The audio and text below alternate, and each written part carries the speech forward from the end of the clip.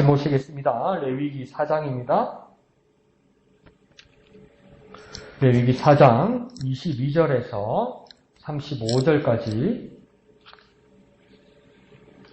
4장 22절에서 35절까지 다 같이 한 음성으로 읽겠습니다. 시작. 만일 족장이 그의 하나님 여호와의 계명 중 하나라도 부지 중에 범하여 허물이 있었는데 그가 범한 죄를 누가 그에게 깨우쳐주면 그는 흠없는 숫 염소를 예물로 가져다가 그 숫 염소의 머리에 안수하고 여호와 앞 범죄물을 잡는 곳에서 잡을지니 이는 속죄죄라. 제사장은 그 속죄제물의 피를 손가락에 찍어 번제단 뿔들에 바르고 그 피는 번제단 밑에 쏟고 그 모든 기름은 화목제 제물의 기름같이 제단 위에서 불사를 지니 이같이 제사장이 그 범한 죄에 대하여 그를 위하여 속죄한즉 그가 사함을 얻으리라. 만일 평민의 한 사람이 여호와의 계명 중 하나라도 부지 중에 범하여 허물이 있었는데 그가 범한 죄를 누가 그에게 깨우쳐 주면 그는 흠없는 암염소를 끌고 와서 그 범한 죄로 말미암아 그것을 예물로 삼아 그 속죄 제물의 머리에 안수하고 그 제물을 번제물을 잡는 곳에서 잡을 것이요. 제사장은 손가락으로 그 피를 찍어 번제단 뿔들에 바르고 그 피 전부를 제단 밑에 쏟고 그 모든 기름을 화목제물의 기름을 떼어낸 것 같이 떼어내 제단 위에서 불살라 여호와께 향기롭게 할지니 제사장이 그를 위하여 속죄한즉 그가 사함을 받으리라. 그가 만일 어린 양을 속죄제물로 가져오려거든 흠없는 암컷을 끌어다가 그 속죄제 제물의 머리에 안수하고 번제물을 잡는 곳에서 속죄제물로 잡을 것이요. 제사장은 그 속죄제물의 피를 손가락으로 찍어 번제단 뿔들에 바르고 그 피는 전부 제단 밑에 쏟고 그 모든 기름을 화목제 어린 양의 기름을 떼낸 것 같이 떼내어 제단 위 여호와의 화목제물 위에서 불사를 지니 이같이 제사장이 그가 범한 죄에 대하여 그를 위하여 속죄한즉 그가 사함을 받으리라. 아멘. 자, 레위기 전반부 시작할 때는 계속 제사에 관한 말씀들이 여러 제사의 내용들이 나오고 있습니다. 특별히 오늘 본문에서는 속죄제에 대해서 말씀하고 있는데 그 속죄제 중에서도 오늘은 족장들과 또 평민계층 사람들이 어떻게 하나님 앞에 이 속죄제를 드려야 할지를 나오는 겁니다. 그런데 이 속죄제가 계급별로 드리는 이 제물이 다른 이유는 뭘까요? 그 직이나 높음에 대해서 형편이 좀 어려워도 저가의 짐승제물을 드려서라도 꼭 해야 되는 제사가 속죄제라는 겁니다. 나는 형편이 안 되어서 나는 계급이 낮아서 나는 높은 사람이 아니니까 나는 다음 기회에 미루구나. 또 반대로 나는 권력이 있으니까 나는 높은 자리 있으니까 안 해도 된다고 이렇게 생각하는 것이 아니라 경제적인 문제든지 권력의 문제든지 계급의 문제든지 관계없이 재물의 경중을 조금 나누어서라도 꼭 해야 되는 것이 뭐냐면 속죄제라고 이야기하는 겁니다. 그러면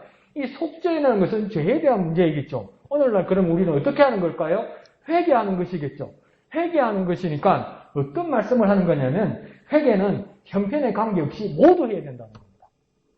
내 세상이 사정이 이러니까 내 상황이 이러니까 속죄를 미루거나 안 해도 되거나 눈 감아줄 수 있는 것이 아니라 모든 사람들이 형편에 관계없이 모두 해야 된다는 겁니다. 그러면 하나님께서 왜 이렇게 말씀하시겠습니까? 하나님은 어떤 계급의 죄도 용서하실 하나님 마음이 준비는 다 되어 있다는 겁니다.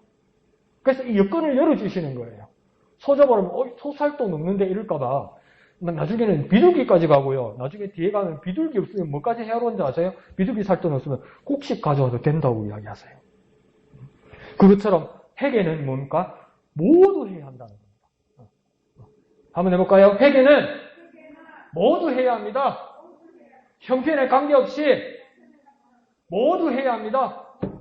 그것이 회개, 곧 속죄제의 모습이라는 거다. 왜 하나님께서 이렇게 하십니까? 어떤 계급의 죄도 하나님은 용서하실 마음의 준비가 되어 있습니다. 그러면서 오늘 두 부류의 사람의 속죄제에 대해서 나오는데 22절은 첫 번째 족장에 대해서 족장의 속죄제에 대해서 이야기하는데 족장은요 한 지파 전체의 지도자로서 어떤 큰 어른을 지칭합니다. 그런 사람이 이제 족장이고, 그 다음 또 불후의 사람이 27절에 나오죠. 누가 나옵니까? 평민을 말하죠. 근데 평민을 말하는데 쉽게는 아무런 벼슬이나 직책을 가지지 못한 사람으로 하대하는 것이 아니라, 이 원래 성경에서 평민이라는 것을 뭐라고 쓰이냐면, 영혼을 가진 모든 사람 말하는 거예요. 영혼을 가진 모든 사람. 중간에 뭐 힘든 일이 있어서 얼이 빠질 수는 있어도 내 영혼이 빠져나갈 수는 없잖아요. 그러니까 평민이란 말은 뭐냐면 계급이 낮은 사람이 아니라 영혼이 있는 모든 사람은 하나님 앞에 속죄함 받으려고 속죄할 준비를 하러 와야 된다는 겁니다. 모든 사람이. 그러니까 여기서 우리는 뭘 깨달을 수 있습니까? 모든 사람은 하나님 앞에서 회개해야 됩니다. 모든 사람은 하나님 앞에 나와서 회개해야 된다는 것입니까? 평민, 영혼을 가진 모든 사람은 죄의 문제에 대해서 하나님 앞에 나와야 된다는 겁니다. 한번 해볼까요? 모든 사람은 하나님 앞에서 회개해야 한다. 모든 사람은 회개해야 한다. 그것을 말씀하는 거죠. 그래서 오늘 두 부류의 사람이 공통적으로 속죄제를 어떻게 드려야 하는지 오늘 보게 됩니다. 그래서 22절에도 27절에도 말씀을 시작할 때 뭐라고 이야기하냐면 만일 이렇게 말씀을 시작합니다. 만일 이렇게 시작하는 건 뭐냐면 어떻게 막연하거나 관념적으로 자기 형편에서 그냥 뭉개버릴까봐 없었던 거로 할까봐 만일 이렇게 말씀하시면서 확실한 경우를 지적하시는 겁니다. 그냥 뭐 내 기분에 내 느낌에 오늘은 찝찝하니까 오늘은 마음이 어떠니까 안 그러면 내 잘 모르겠는데 나는 어떤 경우를 겪지 않았는데 이럴까봐 뭡니까? 만일 이러면서 뭡니까? 확실한 이 경우에 이러면서 뭡니까? 확실한 경우 그것을 지적하시는 겁니다. 그러니까 회개는 뭐냐면 속죄제를 이렇게 드리는 것처럼 회개는 나의 현실에서 확실히 하는 겁니다.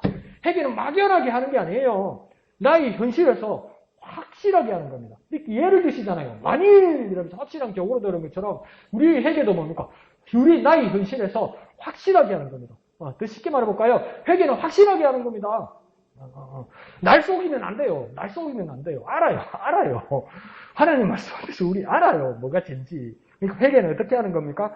확실하게 하는 겁니다. 한번 해볼까요? 회개는 확실히 하는 거다. 회개는 확실히 하는 거다. 예, 나의 현실에서 확실하게 하는 겁니다. 솔직하게 하는 겁니다.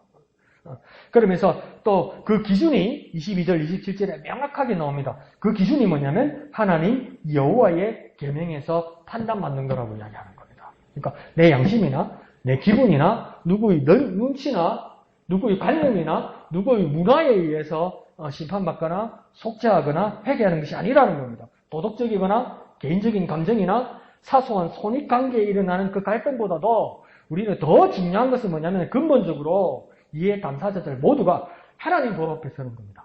그러니까 갈등이 생길 수 있어요. 내 견해 차이나 내 형편에 따라 네가 잘못했니 내가 잘못했니 이러면서 싸울 수 있어요. 그런데 우리는 속죄제나 우리가 회개하는 것은 어떻게 하는 거냐면 둘 다 하나님 법 앞에 서는 겁니다. 둘 다.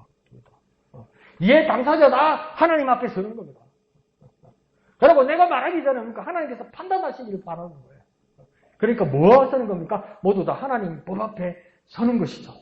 인류 보편의 도덕도 중요하고 사람의 양심과 도리도 무시할 수 없지만 그보다 더 모두가 절대적인 하나님 법 앞에서 우리 양심이 판단되고 도덕과 윤리도 세워져 가는 겁니다. 양심, 법, 도덕 전부 다 부패했지만 그것을 바로 세울 수 있는 것은 무엇밖에 없습니까? 하나님 법밖에 없는 거예요. 그 하나님 법 앞에 서는 거예요. 하나님 법 앞에서 하나님 말씀 앞에서 우리가 판단받는 거예요. 그 앞에서 속죄하는 거고 그 앞에서 회개하는 겁니다. 하나님 말씀 앞에서 우리는 회개하는 겁니다. 정확한 기준이 정확한 겁니다. 하나님 말씀 앞에서 회개하는 겁니다. 한번 해볼까요? 하나님 말씀 앞에서 회개하는 것이다. 하나님 말씀 앞에서 회개하는 것이다. 자, 그런데 그 경우가 오늘 뭐라고 이야기하냐면 하나님 말씀 앞에서 하나님 법 앞에서 하나라도 부지 중에 범한 것에 대해서 말하는 겁니다. 하나라도 부지 중에 범한 것, 이건 뭐냐면 먼저 하나라도 이 말은 무슨 말씀이냐면 하나님은요 거룩하신 하나님입니다. 하나님이 거룩하시다는 것은 의로우신 하나님이라는 겁니다. 의로우신 하나님이라는 것은 뭡니까? 절대적인 하나님이라는 겁니다. 절대적인 하나님이라는 것은 무슨 뜻일까요? 완전하신 하나님이라는 겁니다. 이 완전하신 하나님이라는 뜻은 뭘까요? 부족함 없이 완전하신 하나님이라는 겁니다. 만족하시는 완전하신 하나님이라는 겁니다. 그러니까 우리 사람끼리는 좋은 게 좋은 것이고, 사람이 어떻게 다 지키고 사냐? 넌 죄 없어? 그러면 내 양심도 찔리고, 그러니까 나는 덮어드릴 수도 있고, 그렇게 하는데, 정상 창작하고, 이해도 하고, 합의도 하고, 사람끼리는 그렇게 사는 거죠. 그걸 뭡니까? 우리끼리 좋게 서로 용서하고, 서로 이해하고 사는 거죠. 그런데, 사람이 사람 앞에가 아니라, 여기는 뭡니까? 하나님 앞에 쓰는 겁니다. 완전하신 하나님 앞에 쓰는 거예요. 그러니까 그건 하나로도 용납되지 않는 거예요. 그러니까 하나로도 부지 중에 이렇게 말하는 건 뭡니까? 하나로도 그냥 용납되는 게 아니라는 겁니다. 하나님 앞에서는요. 왜요? 하나님은 거룩하신 분이고 하나님은 완전하신 하나님이에요. 그 앞에 우리가 쓰는 겁니다. 그러니까 하나라도라는 말씀 앞에서 우리는 거룩하신 하나님을 깨닫고요. 완전하신 하나님을 깨닫는 거예요. 그러니까 우리는 누구에게 회개하는 겁니까? 완전하신 하나님 앞에 회개하는 거고요. 거룩하신 하나님 앞에 회개하는 거예요. 그래서 우리는 완전할 수 없지만 그 하나님을 회개함으로 닮아갈 수 있는 거예요. 자아 비판하고 내 기죽이는 게 속죄제나 회개가 아니고요. 내가 그렇게 회개하고 속죄제를 드림으로써 거룩하신 하나님, 완전하신 하나님을 우리가 하나씩 닮아가는 거예요. 그러니까 회개는 무엇입니까? 복된 거죠. 회개는요, 하나님을 닮아가는 거죠. 한번 해볼까요? 거룩하신 하나님 앞에서 회개한다. 완전하신 하나님 앞에서 회개한다. 이렇게 회개하는 것은 뭡니까? 자아 비판이나 내 사기를 죽이는 것이 아니라 하나님을 닮아가는 겁니다. 완전하신 하나님을 하나씩 닮아가는 겁니다. 그렇게 복된 회개의 삶, 속죄의 삶을 누리는 저와 여러분 되시길 부탁드립니다. 그러면서 하나라도 그 다음 뭡니까? 부지 중에 이렇게 말하죠. 그것도 범죄 형태가 뭐냐면 부지 중에 범하여 허물이 생긴 경우다 이렇게 말합니다. 그러니까 이 부지 중이란 말은 뭐냐면 고의가 아니라는 겁니다. 그리고 당사자 자신도 모르는 사이에 고의가 아니었는데 이런 일이 허물이 생겼다는 겁니다. 그러면요, 솔직히 우리끼리 이야기합시다. 몰라서 그렇게 저지른 거 아니에요. 그럼 이게 범죄입니까? 실수 아닙니까? 실수지. 그게 무슨 죄입니까? 재판을 걸어도 이건 정산 참작되고 웬만하면 집행유예되고 이런 판인데. 네. 그런데 하나님은 이것을 허물이라고 말씀하십니다. 죄라고 말씀하십니다. 그런데 우리가 요즘 보는 범죄들은 대부분 뭡니까? 고의로, 계획적으로 짓는 것들이 대부분입니다. 그런데 이런 죄들, 고의로, 계획적으로 저지른 죄는 하나님의 보에서는 하나님은 뭐라고 이야기하냐? 그런 자들은 하나님의 백성 중에서 끊쳐질 죄라고 이야기합니다. 개선의 여지가 없는 죄라고 말씀하고 있습니다. 그러니까 고의로 또는 일만의 기대를 미리 갖고 이 정도쯤은, 이 정도의 잘못은 나중에 회개하면 되겠지 뭐. 일단 저지르고 보자. 이런 식은 하나님께 회개할 수 없는 큰 죄입니다. 악입니다. 이 상황이 이런데 뭐 일단 이렇게 해놓고 나중에 저지르고 놓고 나중에 이익은 쓰고 하나님 앞에 와서 그때 하나님 잘못됐어 이러면 우리 될 것 같잖아요. 그런데 속죄죄에서는 이건 고의로 저지른 죄이기 때문에 부지중의 죄가 아니기 때문에 고의로 저지른 죄이기 때문에 백성 중에서 끊어진다 이렇게. 우리는 오히려 고의가 아닌 죄라도 실수로 생긴 죄라도 하나님 앞에 두려움과 겸손으로 회개해야 됩니다. 거룩하시고 의로우시고 완전하신 하나님 앞에서 서는 우리의 자세가 무엇입니까? 회개의 자세입니다. 그러니까 고의로 짓는 죄는 용서 없습니다. 실수로 저지른 죄도 회개해야 되는 겁니다. 그런데 우리는 어떻게 합니까? 제 사회는 고의로 저지른 죄는 발본 세곤해서 처벌하고 실수로 저지른 죄는 용서하는 게 우리의 인심이죠. 그러니까 회개는요 인심으로 하는 게 아닌 거예요. 회개는요 사회법으로 하는 게 아닌 거예요. 고의로 저지른 죄는 용서가 없고요. 실수로 저지른 죄도 회개해야 되는 것이 그리스도의 삶입니다.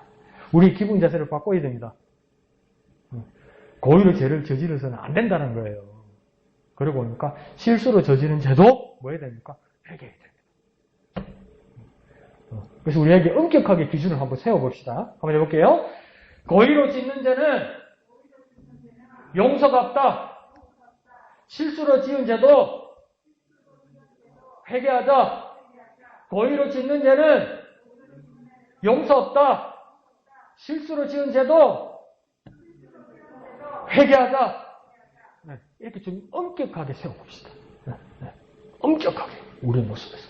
자, 그러면서 문제는 뭐냐면 그 죄를 알지 못하고 지나치는 경우가 많다는 겁니다. 우리가 그 죄에 대해서. 그래서 23절, 28절에는 뭐라 합니까? 그가 범한 죄를 누가 그에게 깨우쳐주는 경우가 있다 이라는 겁니다. 그러니까 모르고 짓는 죄가 많아요. 그래서 우리도 마무리 회개 기도할 때 제가 자주 뭐라고 말합니까? 알게 모르게 지은 죄 모두 다 퉁쳐서 용서해 주세요. 우리 이렇게 기도한다고요. 왜 그럽니까? 찝찝했어요. 그런데 중요한 것은 뭡니까? 모르게 짓는 죄가 많다는 것보다 더 중요한 건 뭡니까? 내 죄를 내가 깨달아야 한다는 것이 방점입니다. 내 죄를 내가 깨달아야 하는 것이 중요해요. 깨달으려고 해요. 죄 하는 게 중요해요. 왜 그렇습니까? 죄에 관심이 없으면 죄에 관심이 없는 만큼 회개할 게 없어요. 안 깨달아지니까. 그러니까 내 죄에 대해서 경각심이 없으면 하나님의 말씀을 통해서 죄에 대한 경각심이나 그거에 대한 깨달음이 없으면 회개할 게 없죠. 근데 죄의 심각성을 깨닫고 내 죄를 깨달아야 한다는 것을 더 그렇게 생각하고 더 바라볼수록 뭡니까? 회개할 것은 많아져요. 그러니까 중요한 건 뭡니까? 내 죄를 깨닫게 하여 주시옵소서. 그게 더 중요한 거죠.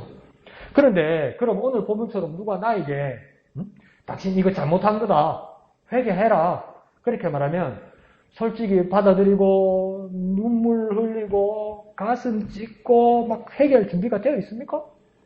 누가 나한테 집사님, 목사님 그거 잘못됐어요. 하나님 말씀하셨어요. 그러니까 회개하세요. 그러면 정말 내가 잘못했습니다. 하나님 집사님을 통해서 목사님을 통해서 저에게 말씀하셔서 하나님 내가 잘못했습니다. 이러면서 눈물로 회개할 준비가 되어 있습니까? 솔직히 이야기해 봅시다. 기분 나쁘죠?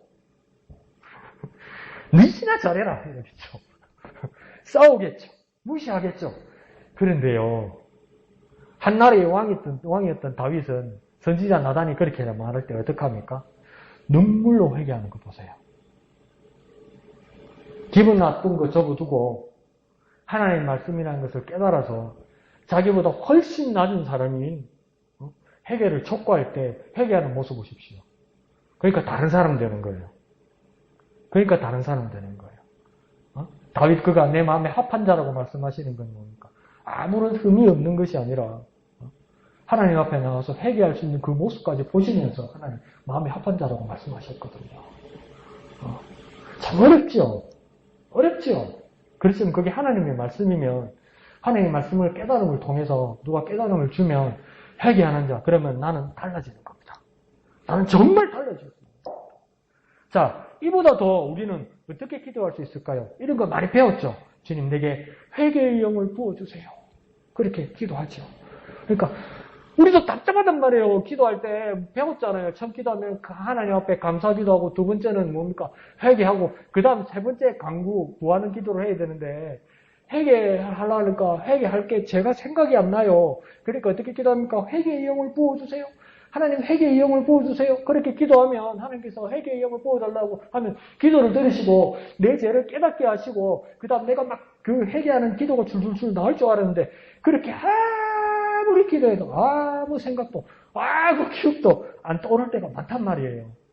회개할 게 없다고 느낀단 말이에요. 이거 뭘까요? 그런 경우 많죠. 회개의 영을 부어주세요. 기도를 했는데 그 다음 떠오르지 않는 경우가 많죠. 그러면 한번 우리가 생각해 봅시다. 회개의 영은 누구를 말하는 겁니까? 회개의 영은 누굴까요? 특별히 회개의 영이 따로 뭐가 있을까요? 어떤 그 사명을 맡은 어떤 천사가 있을까요? 그 사명을 맡은 어떤 영이 나한테 특별히 들어오는 것이 회개의 영일까요? 회개의 영은 성령께서 우리를 깨닫게 하는 것이 아닐까요?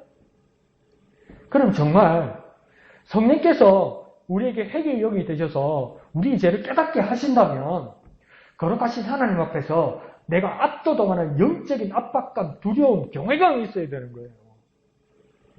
어떤 알약이나 어떤 기계 장치가 들어오거나 어떤 주사를 맞는 기분으로 갑자기 아무 생각도 안 나는 것이 막 착착착착착착 막 산수, 막 방정식 맞듯이 어떤 결과치가 나오듯이 몇 년도 며칠 무슨 죄, 어제 무슨 죄, 오늘 아침에 무슨 죄, 그래서 주님 회개합니다. 됐지요. 용서해 주세요. 내 죄는 이제 쌤 없어진 겁니다.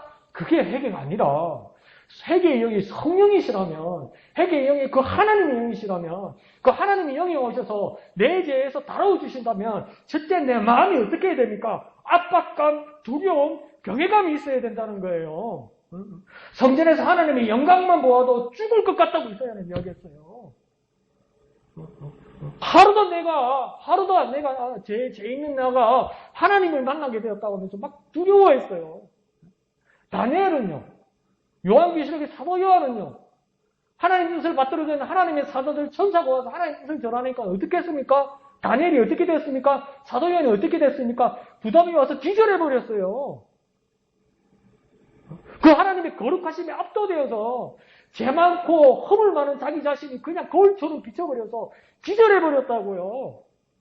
다니엘도요. 사도 요한도요. 우리 또한 어떻게 해야 되겠습니까? 그런 순수한 영혼의 자세를 가져야 되는 거예요. 그럴 때 회개의 영 성령께서 거룩하신 하나님과 내 죄를 깨닫게 할 수 있는 것입니다.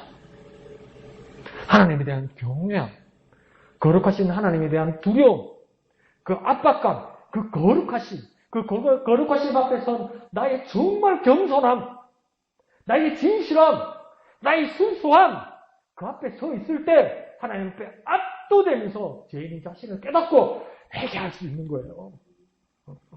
그래서 회개의 영, 성령께서 내 죄를 깨닫게 하여 주옵소서. 그렇게 간절히 겸손하게 기도하는 저와 여러분 되시기를 부탁드립니다. 한번 해볼까요? 회개의 영, 성령께서 내 죄를 깨닫게 하소서. 회개의 영, 성령께서 내 죄를 깨닫게 하소서. 그렇게 겸손하게 간절하게 하나님 앞에 기도하는 저와 여러분 되시기를 부탁드립니다. 자, 그러면서 이제 죄를 깨달은 당사자들은 순염소, 암염소, 어린 양을 예물로, 제물로 끌고 옵니다. 그러면서 우리가 배웠던 것처럼 화목제와도 비슷하게 그러니까 그 짐승의 머리에 안수합니다. 우리 인숙 집사님도 화목제물에서 줄 많이 챙겨 보였습니까? 그 짐승의 머리에 안수한다는 거죠. 그러니까 뭡니까? 왜 안수합니까? 뭐 기도해서 기적을 만들려고요? 왜 안수합니까? 짐승의 머리로 나의 죄가 뭡니까? 옮겨간다는 것이죠. 그러니까 이 짐승은 이제 무엇입니까? 아무것도 모르던 짐승이었는데 나와 하나 된 짐승이 되었다는 겁니다. 내 죄가 옮겨간 짐승이 되었다는 겁니다. 손을 얹어 기도하는 것은 맞지만 그러니까 좋은 것이 아니라 나쁜 것을 옮기는 겁니다. 그러니까 이 짐승들은 뭡니까? 나의 대속물이 되는 거죠. 내 대신 죄를 짊어진 자가 되는 것이죠. 그리고는 어떻게 한다고 합니까? 이 죄를 짊어진 이 짐승들을 뭐랍니까? 잡을지니 이렇게 합니다. 잡는다는 거 우리 잘 알죠? 뭡니까? 죽인다는 겁니다. 왜 죽입니까? 왜 잡습니까? 내 죄가 죽을 죄라서 그런 겁니다. 내 죄가 죽을 죄라서 내 죄를 짊어진 이 짐승이 대신 죽는 거예요. 애꿎게 내 죄를 대신 받아서 이 짐승이 죽게 된 거예요. 영문도 모르고 끌려온 이 염소, 이 양들이 나 때문에 죽게 된 거예요. 나 때문에요. 뭔가 미안하지 않을까요? 뭔가 내 자신과 그 짐승을 보면서 처참한 마음이 들지 않았을까요? 그러면요, 아무 죄 없으신 하나님의 아들이 내 죄를 지고 나 대신 죽었다는 겁니다. 이게. 아무 죄 없으신 거룩하신 하나님의 아들이 죽으신 이유는 내 죄를 지고 내 대신 죽은 겁니다. 원래는 누가 죽어야 되는 겁니까? 내가 죽어야 되는데 내 죄가 예수님께 옮겨가니까 예수님도 어떻게 됩니까? 죽어야 되는 겁니다. 누구 때문에요? 나 때문에요. 그러면 내 죄를 위해서 죽으신 예수님을 보면 우리는 뭐 해야 됩니까? 회개해야 되는 거예요. 아이고 고마워라. 아이고 안 됐다. 이게 고난주간에 성금요일날 기도할 내용이나 마음이 아니라고요. 왜 죽을게요? 나 때문에 죽으신 건데 나 때문에 죽으신 그 예수를 보고 난 뭐 해야 됩니까? 감성이 적거나 감동이 적기 이전에 뭐 해야 됩니까? 회개해야 돼요. 회개해야 돼요. 내 죄에 대해서. 나를 위해 죽으신 예수를 보면 우리는 회개해야 됩니다. 회개해야 됩니다. 그렇게 변화되는 삶을 사는 저와 여러분 되시기를 부탁드립니다. 한번 해볼까요? 나를 위해 죽으신 예수를 보면 회개하자. 나를 위해 죽으신 예수를 보면 회개하자. 나를 위해 죽으신 예수를 바라볼 때 정말 내 죄에 대해서 회개하는 저와 여러분 되시기를 부탁드립니다. 자, 그리고는 이 짐승들이 잡는 법은 무엇입니까? 피를 내어서 제단 뿔에 바르고 나머지 피는 뭡니까? 제단 앞에다가 딱 쏟아 부어버립니다. 그러면 이 피라는 것은 피에는 뭐가 있다고 우리는 배웠습니까? 창세기 때부터 생명이 있다고 배웠어요. 그러면 피에 생명이 있다는 뜻은 뭐냐면 생명값을 내놔라는 거예요. 생명값을 내놔라는 건 뭐냐면 피는 사람 몸 안에 있는 거잖아요. 그러니까 사람 몸 안에 있는 게 지금 밖으로 피가 나왔잖아요. 이거 뭔 말입니까? 생명이 안에 있어야 되는 피가 밖으로 나왔다는 건 뭡니까? 죽었다는 겁니다. 죄를 지은 자는 죽는다는 것을 말하는 겁니다. 내가 죄인인데도 다른 피를 흘리는 것을 보면 내 대신 그가 피 흘리고 죽었다는 것을 눈으로 보고 좀 깨달으라는 겁니다. 지금 왜 피를 흘리고 저렇게 철철 흘리면서 죽어가고 있을까? 그게 내 죄값이라는 걸 깨달으라는 겁니다. 그러니까 어디다가 피를 뿌리고 어떻게 샤워해서 피를 발라서 내 죄가 저절로 씻겨 나가는 것이 아니고요. 예수의 피 바른 거나 예수의 피 이래가지고 뭐가 변하고 예수의 피 이러면서 이래가지고 내 죄가 저절로 없어지는 게 아니고요. 나 때문에 엄한 짐승이 피 흘려 죽고 내 죄 때문에 하나님의 아들이 죽으셨다는 것을 깨달아 고백 좀 하라는 거예요. 깨닫지도 않는데 내게 진실한 고백도 없는데 그 어레신 피의 예수가 아무리 발라본들 아무리 마셔본들 내 죄와 무슨 상관이 있겠습니까? 왜 이렇게 처참하게 죽는가? 내 죄 때문에 그래 되었거나 좀 깨달으라는 겁니다. 그리고 내 죄 때문에 예수님이 죽으셨다는 것을 고백하라는 겁니다. 그게 해결하는 겁니다. 예수의 피는 예수님이 나 대신 죽었다는 깨달음입니다. 예수의 피를 믿는다는 것은 예수의 피를 먹거나 마셔서 내 죄가 저절로 사라지는 것이 아니라 예수의 피는 예수님이 나 대신 죽었다는 깨달음이에요. 그렇게 믿음으로 고백해서 회개의 삶을 살아가는 저와 여러분 되시기를 부탁드립니다. 한번 해볼까요? 예수의 피는 예수님이 나 대신 죽었다는 깨달음이다. 예수의 피는 예수님이 나 대신에 죽었다는 깨달음이다. 그 깨달음을 주님 앞에 고백하여서 진정한 회개의 삶을 살아가는 저와 여러분 되시기를 부탁드립니다. 자, 지난 주일도 말했지만 전에 목사님께서도 또 말씀해 주셨지만 분명히 지적하고 목사님께서 분명히 교정해 주셨는데요. 우리 이번에도 한 번 더 확인해 봅시다. 잡은 짐승의 피를 뿌리는 사람은 누구입니까? 오늘 보니까 25절, 30절, 34절에 보면 피를 바르고 뿌리는 자는 분명히 있습니다. 누구입니까? 제사장입니다. 제사장이에요. 그런데 이 짐승의 피를 뿌리려면 짐승을 어떻게 해야 됩니까? 잡아야겠죠. 이 짐승을 잡는 자는 누구이겠습니까? 23절에 보면요. 그는 이렇게 돼 있어요. 28절에도요. 그는 돼 있어요. 32절에요. 그가 이렇게 돼 있어요. 그는 누구일까요? 죄를 지은 당사자입니다. 제사장이 아니고요. 죄를 지은 당사자입니다. 그 제사의 제물을 가지고 온 사람입니다. 그러니까 제사장이나 누가 대신 잡아주지 않아요. 스스로 직접 그 앞에서 내가 칼을 들고 죄송합니다. 짐승의 명을 따는 것은 내가 하는 겁니다. 내가 해야 돼요. 누가 대신 해주지 않아요. 내가 칼을 준비해서 칼을 들고 와서 사람들 앞에서 제사장도 지켜보고 있어요. 내가 칼을 내리쳐서 그 짐승의 목을 내가 따야 되는 거예요. 그리고 피가 터지고 흐르는 겁니다. 내가 그렇게 이 지경을 만들었다는 겁니다.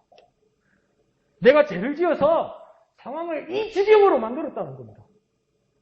그거 분명히 깨달으라는 겁니다. 그러면 우리가 또 스스로 한번 질문해 봅시다. 예수님은 누구의 죄를 위해 죽었습니까? 우리는 잘 알고 있죠. 예수님은 누구의 죄를 위해 죽었습니까? 나의 죄를 위해 죽으셨어요. 우리의 죄를 위해 죽으셨어요.